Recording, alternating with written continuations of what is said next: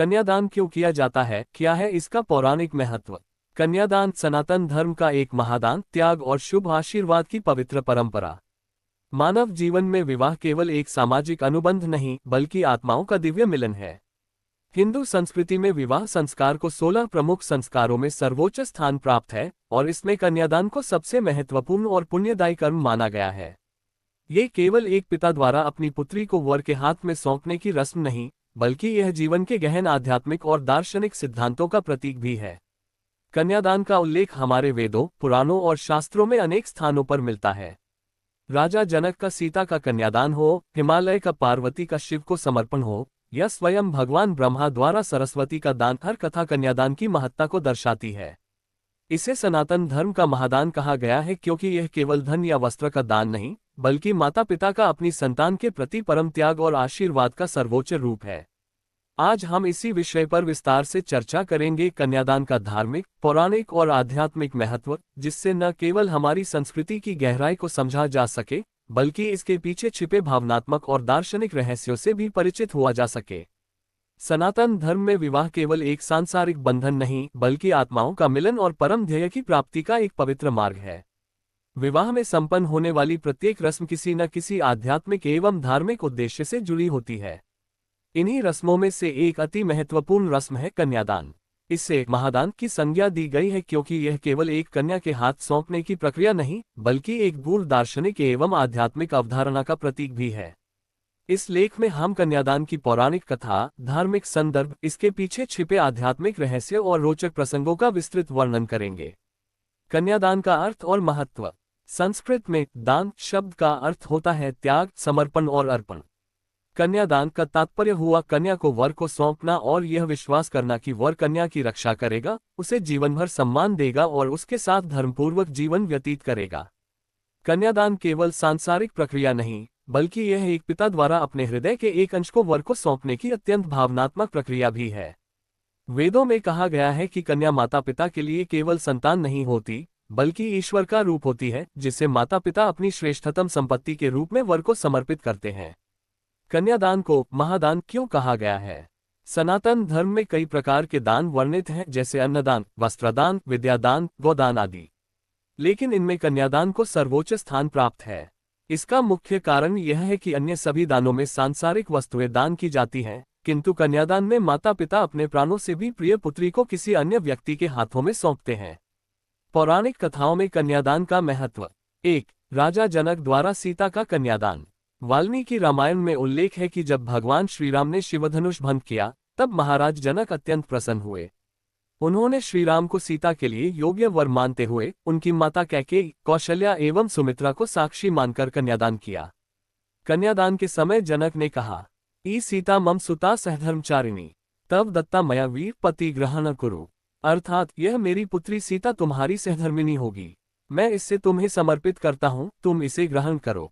यहाँ जनक का कन्यादान केवल एक पिता की जिम्मेदारी का निर्वहन नहीं था, बल्कि ये दर्शाता है कि एक राजा और पिता के रूप में उन्होंने अपनी संतान को योग्य व्यक्ति के हाथों सौंपकर धर्म का पालन किया।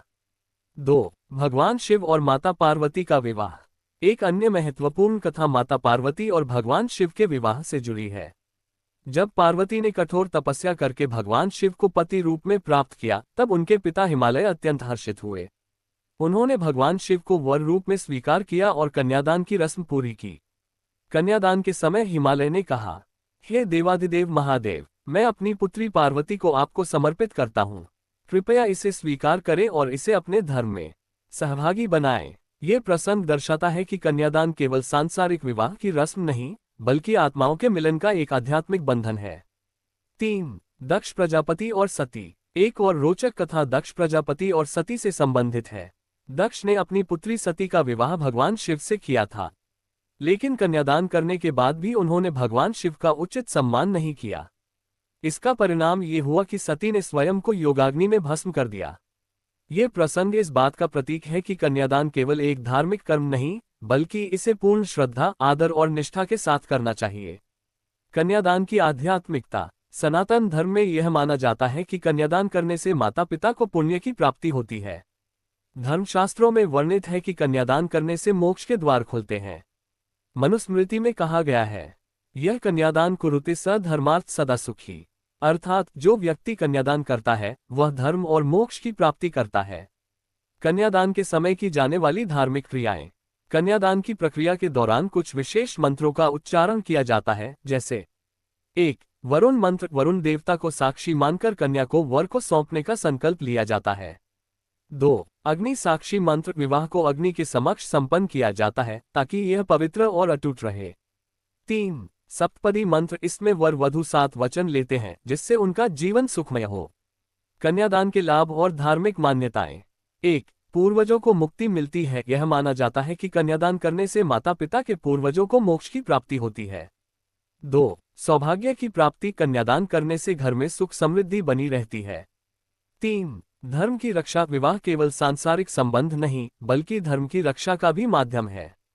निष्कर्ष। कन्यादान केवल एक पारंपरिक रस्म नहीं बल्कि सनातन धर्म की गहरी आध्यात्मिक प्रक्रिया है।